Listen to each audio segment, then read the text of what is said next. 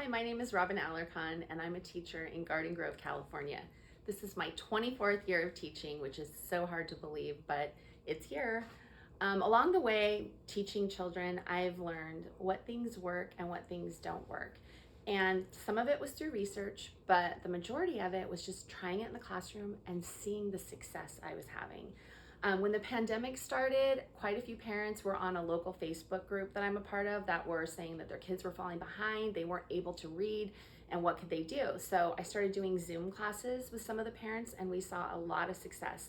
And I thought, how can I help people at home achieve the same success with their own kids? And so I decided to start this channel.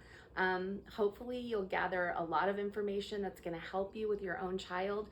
You do need to watch the videos in order because there is a sequence for them, but we're gonna focus on phonemic awareness and phonics and helping your child be able to blend words and read.